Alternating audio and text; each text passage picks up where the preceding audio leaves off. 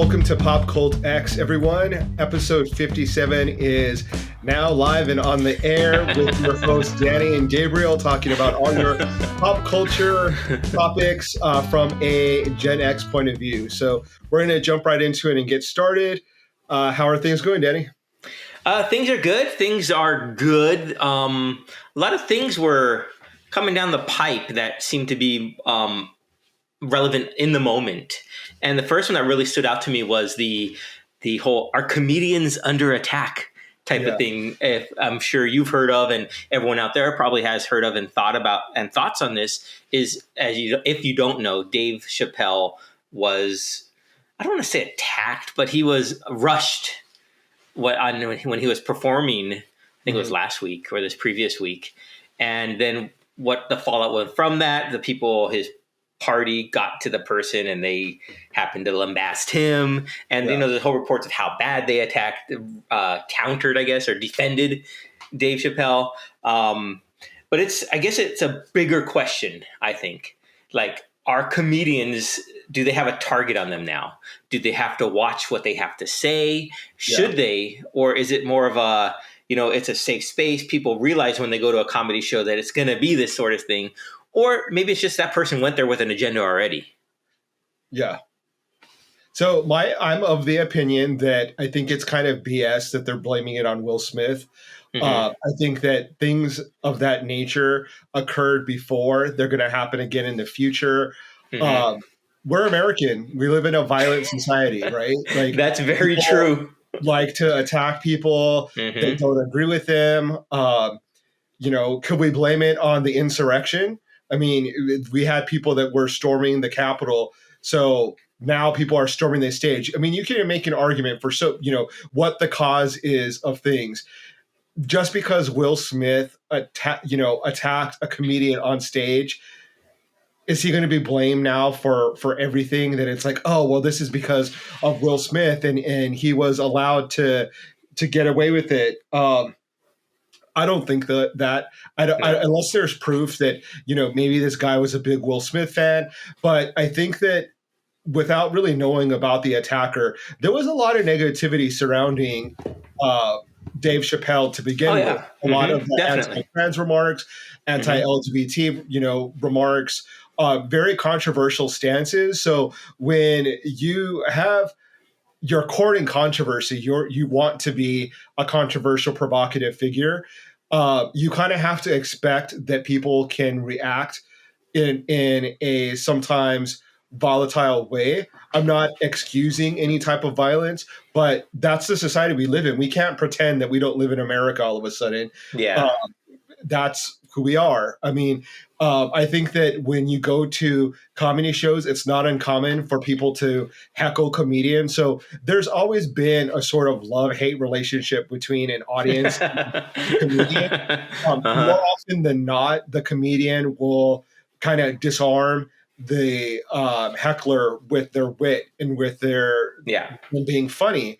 Well, sometimes they can't, and sometimes they push an audience member too far, or they push an issue too far, and that's why they need to have security.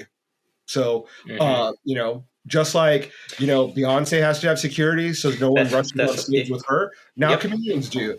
Exactly. The nature of the business, I suppose. But I'm in no way excusing, what happened. I'm sure it's very scary being a performer and not knowing if someone's coming to hug you or to stab you. So that sucks. But I really don't want people blaming Will Smith forever. I understand that comedians are upset with him, but I think they really rallied around Chris Rock really quickly. And it wasn't, I mean, in a sense, it was an attack on comedy because he was making fun of Jada Pinkett Smith, and Will Smith attacked him because of, the so-called joke. But it was like a more nuanced issue. They had a history together. Yeah. And so it's not just like someone told a joke and it was offensive to that person, so he went up and slapped him. And so let's not try to simplify it just to that kind of an argument. But I personally don't think that comedians are under attack. if anything, maybe free speech is in other ways, but not just comedians. I think that just could be anyone. Yeah, that's true. So. I mean, it goes to any entertainer who's on stage or whatnot, and like you said, they have security for the most part. So it's just a more of an onus on the venues to provide a barrier or a more secure working environment, because that's what they're doing. They're doing their job, right? So and that's their form of job, is that's their entertainment. They're there for our entertainment, so they should be protected in the same way that we'd be protected if we were at our work site and someone were to come in that we don't know and try to attack us, right? Yeah. I just like I kind of cringe whenever anyone tries to blame bad behavior. It's a choice that man made, and it wasn't because of Will Smith. People don't get an idea to become a serial killer from watching a movie. I saw that an argument recently. I mean, it was a joke, but maybe if people didn't call serial killers by cool names like the Night Stalker, people wouldn't want to become serial killers. And it's like, is that why you really think people are becoming serial killers? To get a cool nickname? Yeah, like, and don't blame video games for violence with teenagers or young boys. Don't blame pornography for women getting raped.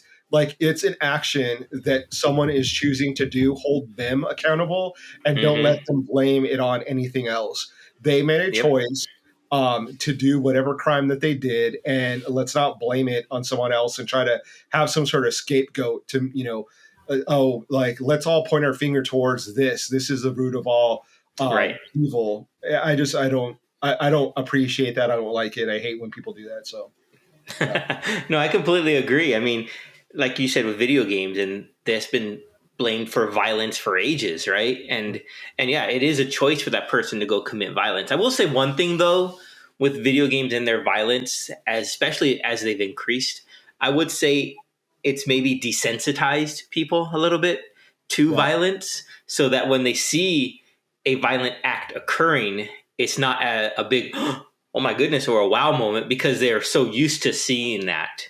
So in some regard, I mean, I don't know. Like, here's one thing. So like, there's an argument against, like, let's say pornography, right? So people could say you get desensitized to the sexualization of people, or, objectification of people.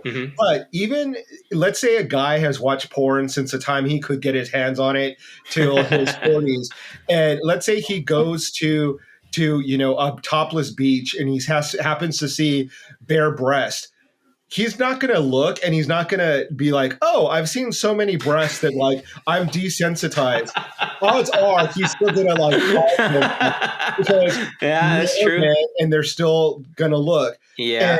And you don't get desensitized towards that. It could impact you in other ways, but I don't think that when violence happens to you, you're not like, oh, I got stabbed in the hand. Like, that it's unreal. Like, I don't know what violence is. Like, I just think that people use that argument so freely, but the real violence that we see day to day is what really desensitizes us. That's true. Yeah, that's true. We do see it a lot already. So yeah, the real world does desensitize. The insurrection. Those are the sort of things that we get desensitized to, because it's real. Not that's true.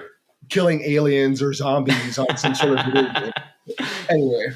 Yeah, you're right about that. Yeah. The world is violent enough without video games. So yeah, that's true.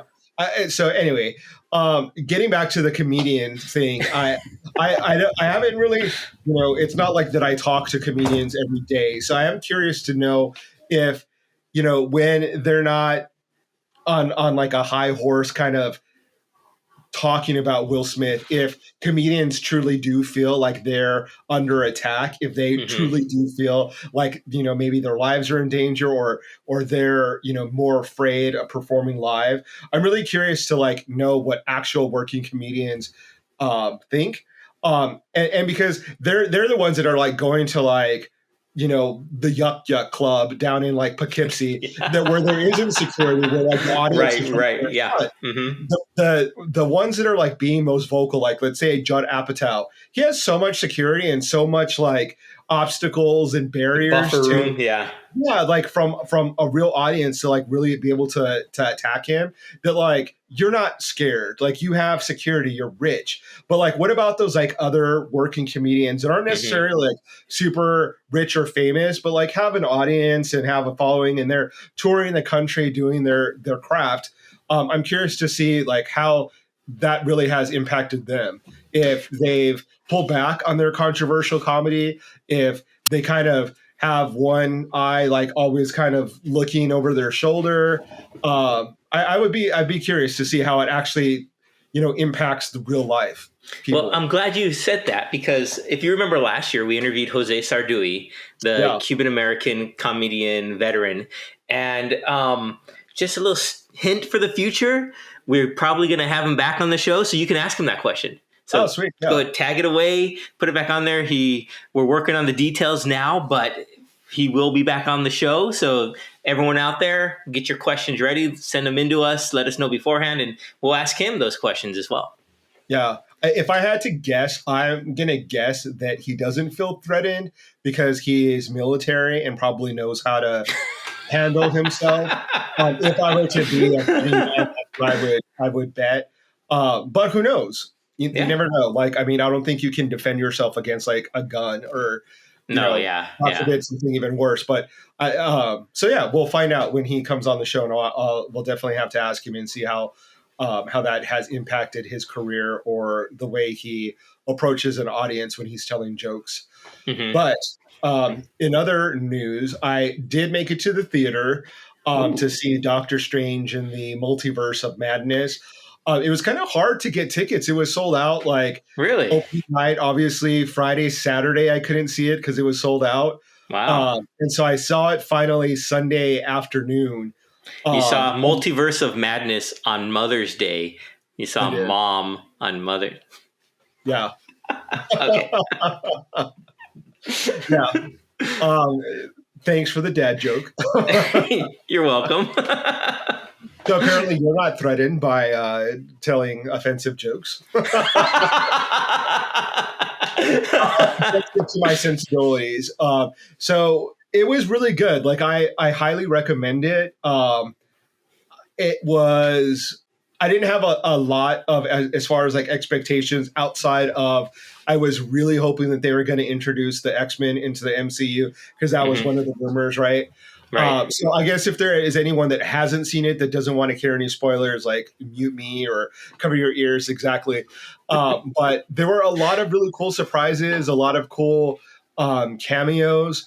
It was directed by Sam Raimi, who is the director of like Evil Dead, was like his real big movie. Spider-Man 1 and 2. Yeah. Spider-Man, yeah. And so he definitely brought like a horror vibe. Like it had like a really kind of cool horror aesthetic or vibe to it. The villain of it is Scarlet Witch. And so she is the villain. Okay. She is the villain. She is the introduction in the movie is that you find out that she actually has gotten hold of what is called the Darkhold, and it sort of influenced her to become even more evil. And she's still obsessed with trying to reunite with her sons in this other universe where they exist with a version of herself. And she wants to get into that universe so that she can be with her kids or her sons. And so they made her really cool. Like there are moments where she's attacking like a fortress and the mystical arts are protecting it. They have all like the wizards or whatever you want to call them, practitioners of the mystical arts. And there's like hundreds of them. They're protecting. She's like flying in the sky and she's like searching to find like the weak link mentally. And she like catches someone and, she gets their, connects with their eyes and then she gets in their head. And there's a really cool scene where, he's holding the force field up and she sort of like gets in his head, but then you see her walk like kind of behind him and whisper in his ear. and it's really kind of like a chilly. I mean, it's not super scary, but it is like a little chilling to kind of see her in that.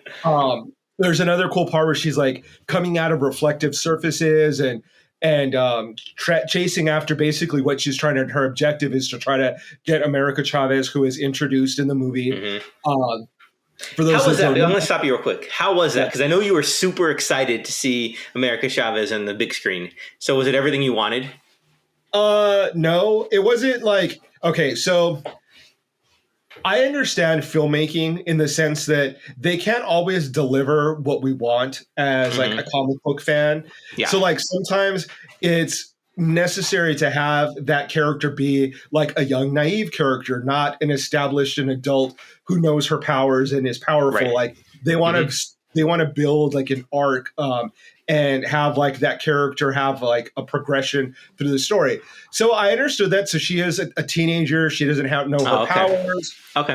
It's kind of cool. I think the actress is adorable. She's really cute. She's funny. She's very likable. She's charismatic. She isn't the powerful, strong America Chavez that I know from comic books, but hopefully that's down the road. And so hopefully we get that.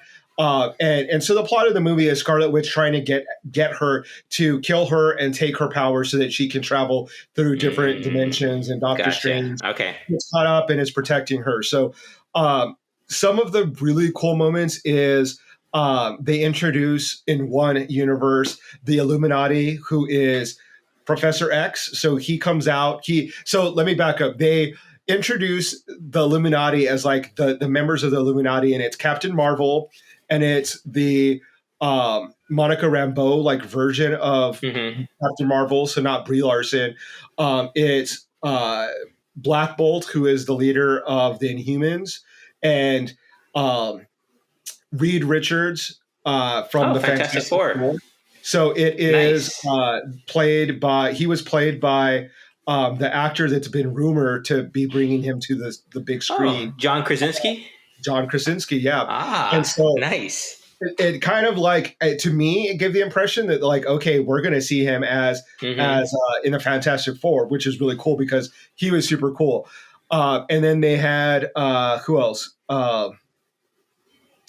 Agent or Captain Carter. So they had the What If series. They had her, and she was really cool. She was Haley Atwell as well. I don't know the actress. I think so. Like it looks. I mean, it's been a while since I've seen that movie, so I don't remember the exact actor. But they're judging Doctor Strange, and at one point the Scarlet Witch starts to come in. So the Illuminati try to protect, their chambers on the Scarlet Witch, and she just decimates them. And she does so in such a cool way, like just like one after the other. She kills a lot of people in this movie. She's evil. She's a villain in this movie, so they don't hold anything back. And that's part of where I think Sam Raimi comes in and like makes it a horror movie. I won't say everything, but she does fight Captain Carter like almost like one-on-one. And Captain Carter's really cool. She's like throwing the shield. She like at one point, like she spits out her blood and is like, oh, I could do this all night. So it's like a really cool, like badass moment. Yeah. She doesn't win the fight. But it's just really cool seeing these like this alternate universe where these superheroes are there, and we haven't seen them on the big screen yet, especially like Black Bolt, who's the leader of the Inhumans. We did see them on a TV show that was like really horrible that came out like a couple years ago. But that for me, like as a fanboy, like I was really excited. Of course, like as Professor X's wheelchair sort of like starts to come out onto the screen, everyone started cheering and was like super stoked to see him. Nice. And so it makes me happy to see that like I'm not the only one that's like really looking forward to the X-Men being introduced into the MCU. I know that because I know the X-Men are really popular, but it's just kind of cool. I don't know. It's cool to see the fandom be that excited about it. The plot goes from there, and there's a lot of cool special effects. There's like some like demons, ghosts. We have like a zombie Doctor Strange. So kind of like that, Marvel The what zombies. ifs, yeah. What if? Nice. So it's a lot like there's the evil Doctor Strange. So we have a little bit of that from the What If series. So there's a lot of like Easter eggs and, they refer back to a lot of the other plots that have kind of happened, not only within the MCU, but like within like the shows on Disney Plus, which was kind of cool. It was really good. I mean, it was really entertaining. It was long, but it didn't seem like it was long. It went by really quickly. It was really entertaining. I don't know where we're going to go from here as far as some of the characters, but I'm really excited to see where they do end up, particularly America Chavez, because we need to see more Latino superheroes on screen. One thing I will say that was kind of interesting, we talked about it on the podcast that there was going to be like a gay moment and that it was banned in like Saudi Arabia or United Emirates and other countries. Oh, so, from Eternals, I think, yeah. No, for Doctor Strange. Oh, really? Okay. Yeah. So they have banned this movie in some countries. So I was going in thinking like, oh, they're going to show America Chavez with like a girlfriend or something to that effect. In the comics, she has two moms. So there's a portion in the movie where she's having like a flashback and it's on her home planet. And she's like, they show her as a child with her two moms and nothing like sexual. Like she says my two moms, but I mean, theoretically, it could be in a universe where you have four parents, where you have two dads and two moms, or you could. Right. Someone that doesn't know. It could be explained in other ways. So it's not like it's implicitly like gay agenda-ish of them. It's just like she has two moms. And it's such a big deal in the movie that like I can't believe people would actually be offended to ban the movie. And that Disney was like they were trying to like force Disney to cut it out and it's like I was like, that's it? That was it? Like that's like a quick like, oh, here's my two moms and that's it. And it was astounding to me. And it's kind of sad to see that it was, kind of like a family moment that's like completely not explicit. It's not graphic. It's not anything other than just showing a family that is two mothers and a daughter. Right. How is that offensive? It was ridiculous. So that was another thing that I, cool that Disney didn't kind of cow tip or whatever the phrase is to like from the pressure from certain countries to eliminate that scene. America Chavez did have like her like gay pride button on her jacket, so it was like that was like another little homage to her sexuality. So that was really cool. And then she did speak Spanish, so it's like clearly she's like, I mean, it's weird because she's from a different universe, but she's Latina and speaks Spanish. So it's kind of like, it doesn't really make sense, but it's still cool to have like a Mexican actress, a Mexican-American actress playing a superhero. We still don't have like a Mexican-American, like not an alien, not, in a mask, not like, I want like an actual Mexican-American hero that is just that. Like nothing weird about them. Like clearly, like just like we have, an African hero that's Black Panther, or we have, a multitude of Caucasian superheroes. What is the Mexican-American superhero that I read? I think it's White Tiger. Yeah. Yeah. When's that coming out?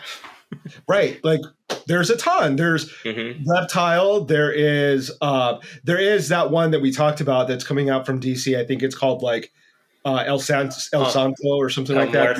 Is going to be playing. Yeah. So that's, something to look forward to like kind of leave this topic and kind of go out to like looking forward to the future. There is a new movie that's coming out that I saw the previews with Brad Pitt, where I think he plays sort of like a retired assassin hitman, where there's something that all these assassins are trying to get on a train. And it's basically like a long sequence fight scene in a train with all these different characters. And again, Bad Bunny is in it. So I guess now he's an actor and he's playing Mexican because he has like a sort of cowboy outfit and he has like a Mexican it literally says like Mexico on it and a flag. And so it's obviously he's playing a Mexican. And it looks like a cool action movie. Like it's cool to see. I would fully back him becoming like an A-list celebrity like after. I think he's really cool. I like his music. He's very progressive. He supports like LGBT community. He's like an ally. So I'm like I fully back it. I'm cool with Bad Bunny becoming a star. Hey, why not? Yeah. I did listen to his music, by the way. And it's interesting. It's very fast paced and it was hard for me to follow at times. But I did. I like the beats. So yeah, it was pretty good. I mean, even for me, I mean, not that I'm fluent in Spanish, like I'm completely not. I do have to like sort of initially listen to it on Apple Music with like the lyrics and try to follow along. I don't understand it, so sometimes I'll translate the lyrics into English so that I can kind of at least understand what he's singing about. It's difficult because he's speaking or singing in like a Puerto Rican dialect. Yeah. And like they have a tendency of like shortening words, so like you have to train your ear to not like look for the full length of the word. You have to train your ear to just like hear the first half of it. So it is kind of difficult because I primarily learn Spanish from Mexican American community in school. So I don't have an ear for like any other Spanish. That's what I grew up with. And so it is kind of difficult, but he is really talented. And I mean, it's basically the beats that I listen to his music for, the tonality of his voice, I guess too. But it's not something I listen to for the lyrics. So because I'm not really picking up the message that he's putting out. I hear you. I'm not going to let you get away from Multiverse of Madness that quickly, though. I have a question for you. And this is something that I was thinking about a lot. In the comic books themselves, one thing that always frustrates me as a newbie still, I guess, infant in my reading of it, is there are so many Earths, so many different universes. I feel like I need a roadmap to navigate between all the different instances of the Avengers or different characters and whatnot. Did it feel like it's getting that complex on the big screen? Or is it still manageable? It's still manageable. I took my dad along to see it as well, and I told him, "You're probably not going to understand this movie because it's going to be probably kind of confusing." And he didn't have a problem following along. You definitely don't have to read the comics. I think they probably were only in like maybe 4 different versions of Earth. So there's a sequence where they're going through a whole bunch of different universes. So there's like a flash forward sequence where it's like world after world after world, but they then land in one, and then there's like so it's kind of like 3, so that they are based out of. So it's not, and there's really not. Once they do get to a planet, there's not a lot of exploration about what's going on there. There's like the Illuminati planet. There's the Earth that we're used to, the MCU Earth, and I want to say maybe one other one. But maybe 2. Maybe actually there was only 2. There wasn't a lot because that's something that is frustrating for it to be like, oh, we're going to be on 20 different planets and 20 different versions of Doctor Strange. They sort of make fun of it because they're like, oh, we have to find another version of me and then get another version of me's help. And so they're sort of like kind of making fun of it. Yeah. There's only one America Chavez because she only exists in like, that's part of her power. Like she doesn't have multiple versions of herself, which is kind of cool, versus there is like more than one Scarlet Witch. There's more than one Doctor Strange. So that's kind of an interesting twist to it. But they did a really good job. Like it was very entertaining. It wasn't overly complicated or, annoying in the sense that there was like different versions of people and all of that stuff. So it was really cool. And there was like a introduction of another character at the end of the movie. I'll let you wait until you watch. You're going to let me be surprised by that, huh? You will probably have to look them up because I don't think as a casual reader of comics, you will probably know who it is. But I'm really excited about this person. They are a really cool actor. I think I know who you're talking about. I think I might have read something. Yeah. Is it played by Charlize Theron? It is. Okay, yeah, I know who that is. I I had know who no that is. clue. Luckily, I didn't read anything about the end credit scene. So she is introduced at the that's very a cool character. The end credits. It is a very cool character. Currently, they had a story arc of like the death of Doctor Strange. The character that Charlize is playing is who takes his place as Sorcerer Supreme. Yeah. So a lot of potential for that character. She's a badass. I love her. She's gorgeous. She's strong. She's a great actress, an award-winning actress. So yeah, that was a big surprise when I saw her name with the MCU. I was like, wow. And then I saw what character. I just happened to read it. And I knew the character when I was reading the Midnight Suns story arc with Doctor Strange. And she was his apprentice at the get-go. And then they've had a relationship and he trained her and she became very powerful. So that's exciting. Another rumored, fingers crossed that may come out as Midnight Suns, because they do have Blade coming out. So we're hoping that like Ghost Rider will be coming out soon, and that group will come together, and that would be amazing. That would be awesome. And they already have Moon Knight right there in Disney Plus, so he's already there.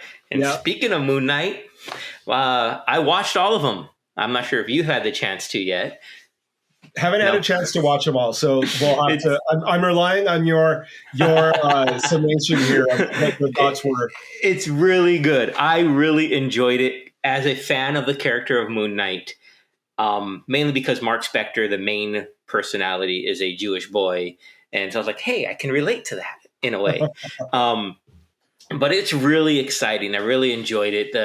They ended the season with their like Easter egg or mid-credit scenes with an exciting third iteration of Mark Spector, his third other or identity, I guess, that everyone's been waiting for and talking about. And when he came out, I knew who it was right away. And it was just super exciting to see that on the big screen, to see Oscar Isaac portray that third character in a totally different light than the other two.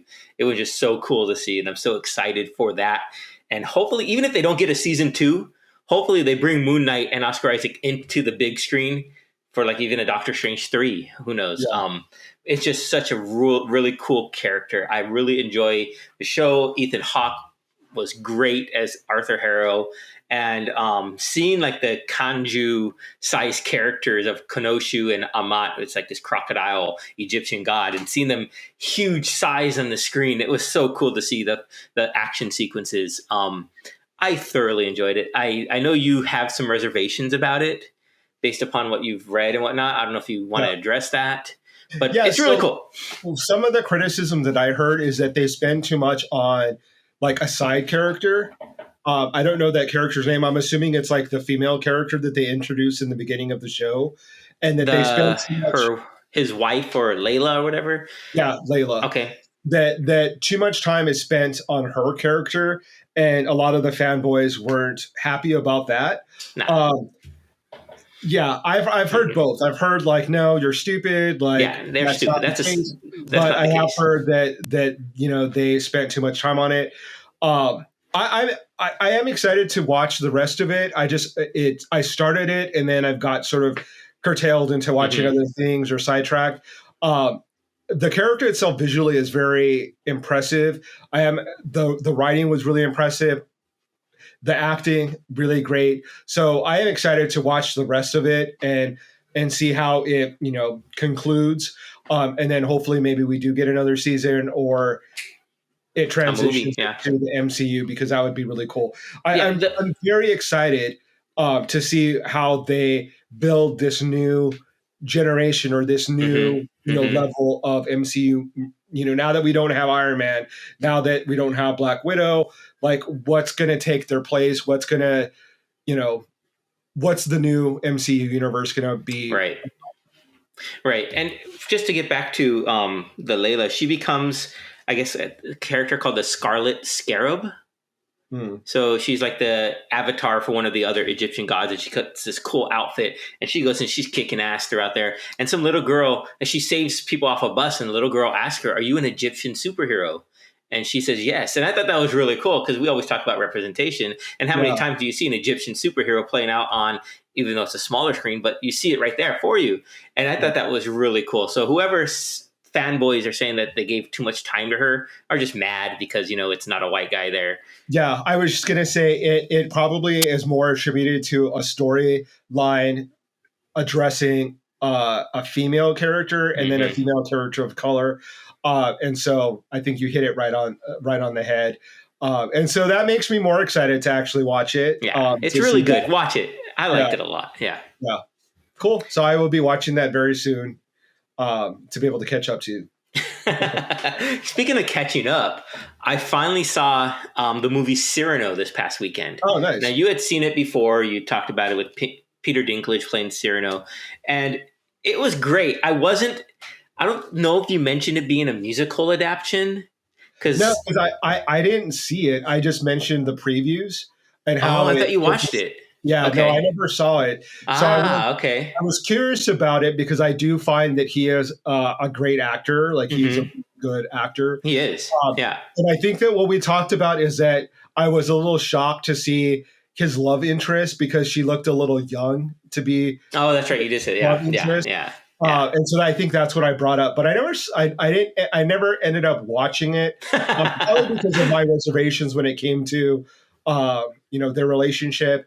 And it just, I don't know, it didn't really interest me. Now that you say it's a musical adaptation makes me want to see it even less. Okay, so it's the story of Cyrano de Bergerac, right? Yeah. It was this version, the movie was based on a musical that's, I guess, on Broadway or whatnot of Cyrano de Bergerac. So it's based on that, kind of like what they're doing with Wicked treatment, right? So Wicked, the musical, was based on the book, and then they're making a movie, but it's not based on the book; it's based on a musical. So that's what kind of but the songs were really good. I really enjoyed them, and Peter Dinklage singing reminded me of like Hugh Jackman in like Les Miserables or Greatest Showman. So it has that kind of baritone voice to him, and it was really cool. I enjoyed it. There's a song in there. A lot of the songs actually reminded me of the song "Somebody" by Depeche Mode. How it's like telling a story, right?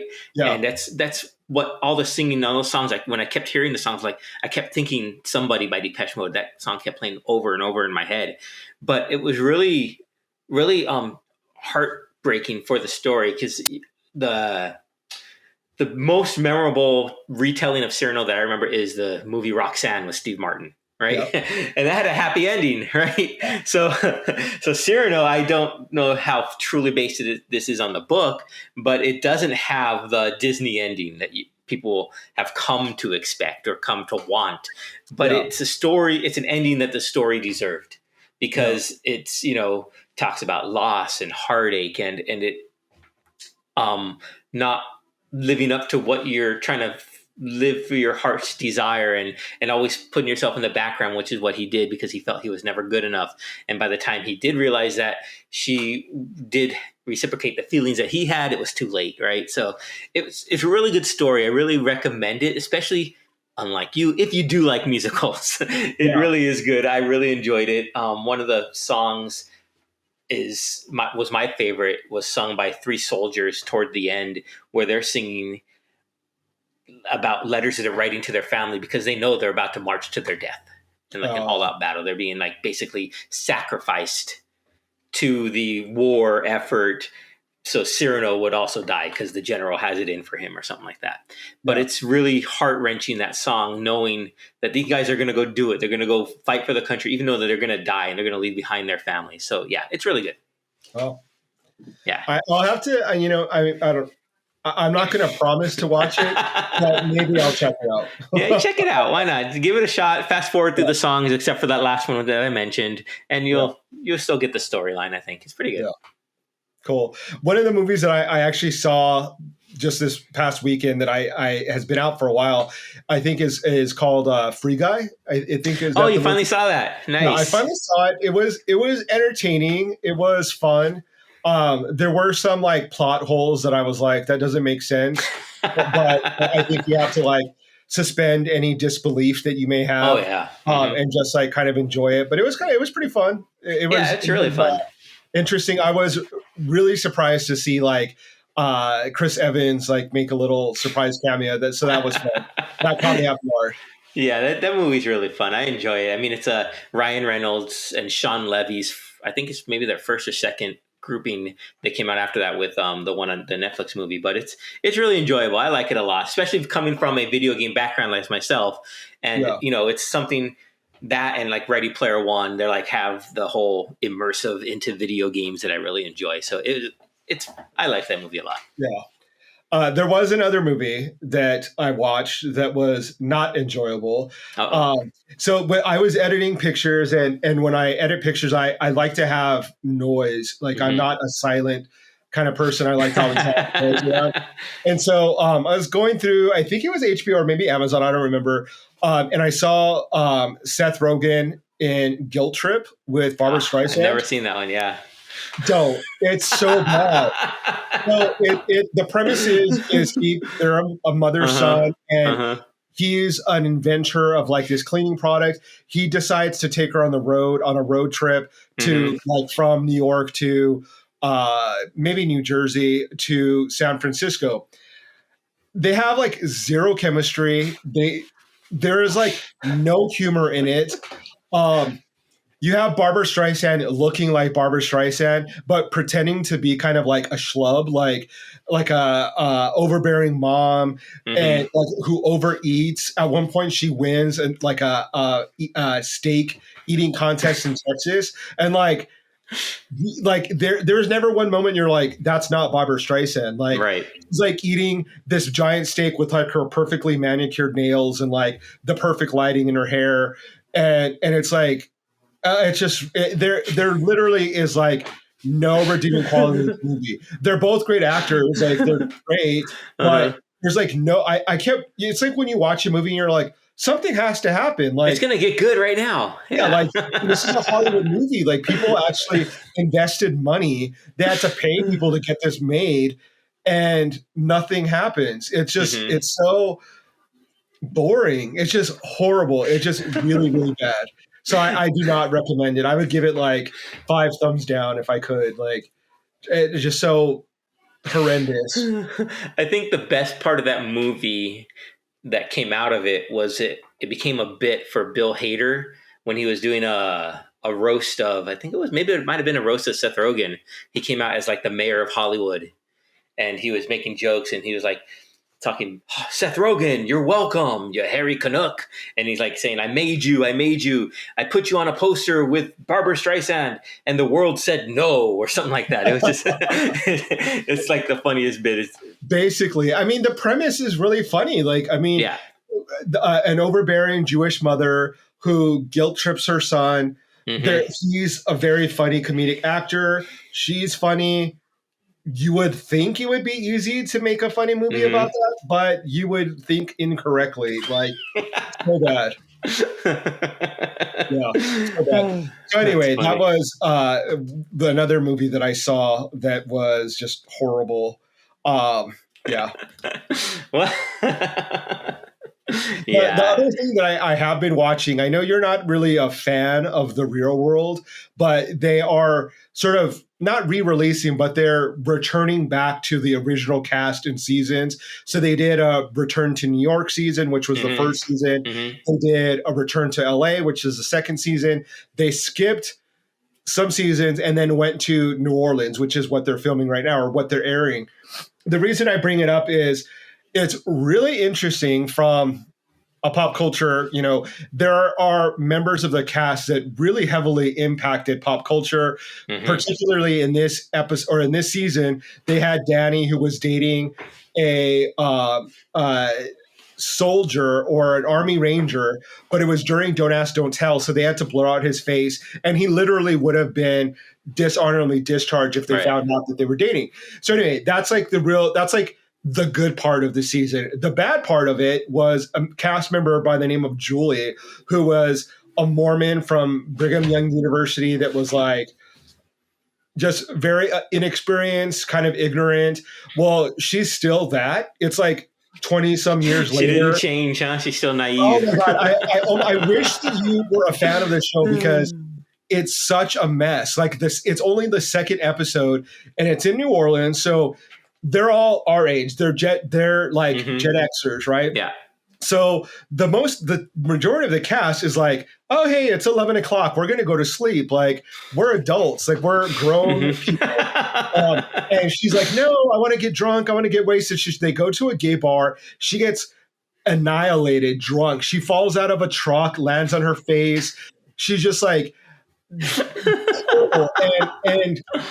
the thing that's kind of interesting is that like it brings out the point of like, do people really change? Because this is like the same character that like 20 years ago or however long it was, she's exactly the same.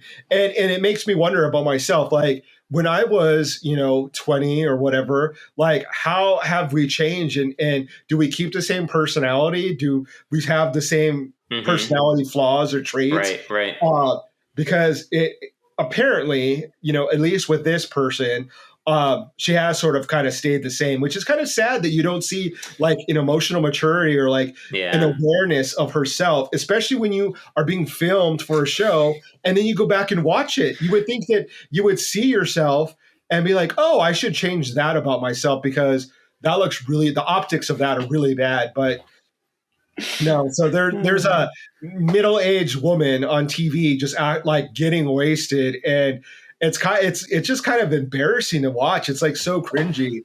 Yeah. And the thing that makes it even worse is that she's talking to her husband on her cell phone, and they're filming her, and she's like, I'm trying to make storylines. I'm trying to like flirt with guys. I'm trying to drink, and these people are a bunch of old people. And I'm like, you're telling your husband you're flirting with men to make a storyline? That's crazy. That's weird. It's really odd. And so, reality stars, if that's their gig, that's what they have to do, right? They have to create the story because there's no writers. So, it kind of proves that some people do go on reality shows with an agenda to create a storyline for themselves and a narrative that they want to have. And then other people are just being themselves and acting naturally. And, if that makes you look like a boring old person, then so be it. But yeah, that's I'm definitely on the boring old person spectrum of like, okay, it's 11 o'clock on Saturday. It's time to go to bed. It's funny you say boring old person because I found myself thinking about myself like that just recently. So the inevitable finally happened. I turned 45 or whatever, and I had to buy a drill for myself, so a regular drill to mount my parents gave me like a sound bar for my birthday. So I want to mount it underneath my TV and I don't want to hire someone to do it. So I bought a drill. First time after 45 years, I've been bugged by my dad to get one for the longest time, but I finally got one. So now I have it here. I'm looking at it and I'm playing with it. It's like, now I'm coming up with different things that I can use it for. So now I'm creating boring stuff to do with this drill because I have it. So that just, funny anecdote. I was really curious to see where that was going because I haven't reached that age yet where I need to buy a drill. So I was like, wait, what happens when you turn 45? Exactly. A flip switches. Like, all the years of like watching horror movies or like science fiction, I'm like, do you have to drill your head when you reach 45? Like, you do. There between the eyes. It's called lobotomizing yourself. Yeah. And that's where my brain goes. It's like, did he drill his head? Like what? Oh my God, I only have a few more months before I hit 45. Yes, it's the 45-year-old ritual bloodletting is what it is. Yes, you drill a 3-inch hole into your skull and you let some blood out to let the evil out. Yeah, AARP gives you the instructions. Exactly. You get it in the mail. I'm probably going to be shut down after this for giving away the secret, but well, what is the actual? I'm curious what the official age is for AARP. Is it 50? I have no idea. I haven't gotten anything yet, so I don't know. Like it's not as old as I think it was before because I've seen stars on there that are really young, that I think are young. I think Janine Garofalo was one of them. And I'm like, she's not a senior citizen. Like that can't be possible. So I think maybe their new age like is 50 and above. Well, I know they have like a Gen X channel for AARP. At least on Twitter they do. Yeah, so that's kind of scary thinking about that. You're like, when did we get to be that age? When are we there? What are we doing here? Yeah. I was thinking, I saw a funny thing on Twitter. The Brimley Cocoon timeline. Walter Brimley, famous of the movie Cocoon, right? Yeah. So he was a certain age when he first found the cocoon. It's like 18,000 days or something like that. So this Twitter account, every time a celebrity reaches that age or that timeline, they announce it out for people. And then, just to see where they're at as compared to where the movie, what he looked like at that age. So I thought that was pretty funny. Those old people looked really old. I know, right? Like the Golden Girls are like, I think some of the actors are the same age as J-Lo now. Mm-hmm. Exactly. Exactly. Like, it trips me out. I'm like, wow, we're not doing bad. Like, I mean, Wilford Brimley was another, like, he always looked old. Mm-hmm. Like, even in his, like, 20s, he looked like an old man. So, like, I don't know. But, I mean, we know people that are definitely old, young people that, like, even when they're in their 20s, were old people. So, hopefully, maybe we're just the young old people that will continue old people. Yeah. to celebrate our youth. Speaking of, I am going to like what I call or what I am calling the Gen X version of Coachella on Saturday. We're going to go see Morrissey, Blondie, Devo, Psychedelic Furs. Cool.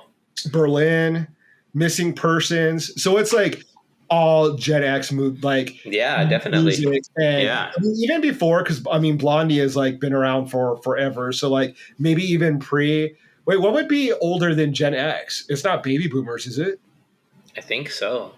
I don't think Blondie's baby, like, no, she's Gen X. I don't know, but definitely Gen X. So I'm like really excited because I think it's gonna be really chill. Like it'll still be fun, but it's like adults. Like it's not a bunch of kids that are gonna be being obnoxious and annoying. So I'm really excited. I'm most excited actually for Blondie because I've been a big fan of Blondie and Deborah Harry for like forever.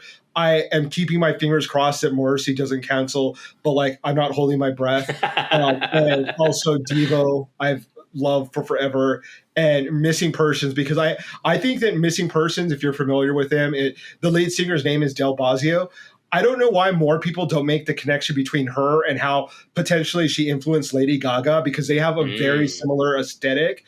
And you can, like, if you look back at Del when she's in her prime and you look at like early Gaga, there are like a lot of similarities. So she was definitely a trendsetter when she came out and like, breaking some boundaries and like, especially when it comes to like being a front woman of a band and the fashion aspect of the band. So yeah, I'm really stoked. I get to have a cool Gen X moment of reliving my youth. And I'll probably be like too hot by like 3:00, and then we'll be like planning to go hang out in AC, but we'll see what happens. It's the I hate myself the next day tour. Yeah. Well, I think it's like it might be a 2-day festival. I don't know if they're like the bands just play, like if it's going to be the same lineup the next day. I think it might be, but yeah, it's kind of, it's interesting. I've done a couple festivals and this is the most recent as like a grown person. Like, I've done some electronic festivals, but that was like 15 years ago, maybe. So definitely like a different vibe, a different approach that I'm going to have to going to festivals. So it should be fun. So I'm looking forward to it. Just drink lots of water, stay hydrated. You'll be fine. Right? Yeah, I mean, I might be having to drink some alcoholic beverages just to be able to last the whole day, but I'll try to do like one drink, one water, one drink. There you go. Yeah. Well, one thing I wanted to end on this show that we've gotten away from, we used to do quite frequently, is highlight a nonprofit. And I found the nonprofit, or I came across their Twitter feed because they were promoting their mental health awareness, and it's called BeThereCertificate.org. Now it's a nonprofit that's basically they're a conversation about mental health, right? So it's young people finding the courage to share their struggles and ask for support, but they often find that their friends and families don't know how to respond. So this organization, which was created by Jack.org, which is a Canadian mental health organization, and in partnership with Born This Way Foundation, speaking of Lady Gaga, her foundation, they're working to change that. Now I'm just reading from their website. I don't have this memorized. They envision a world where that every young person is comfortable talking about their mental health, and those who need their support are able to get the help that they deserve. So the Be There certificate, which is a program, basically. I started it and I'm going through their course right now. It's a free digital self-paced learning experience designed to increase mental health literacy and provide youth with the knowledge, skills, confidence that they need to safely support anyone who may be struggling with their mental health. I think it's key. And one thing that I got it for was, as a caregiver, I often forget that my own mental health is important as well. And that, I need to do some of the steps in there to refresh and keep my own mental health elevated so that way I can help others. So that it's really cool. This course, it's available in English, French, Spanish, and it helps dive deeper into the intersection of culture, identity, and social detriments of mental wellness. Yeah, so it's really cool. I suggest everyone go check it out. They're not looking for any donations. I'm sure you can go to jack.org, which is one of the creators of this, or Born This Way Foundation. But this is just BeThereCertificate.org. And it's just, that way you can be there for someone and recognize the signs when someone might need their help and just be there. Yeah. Yeah.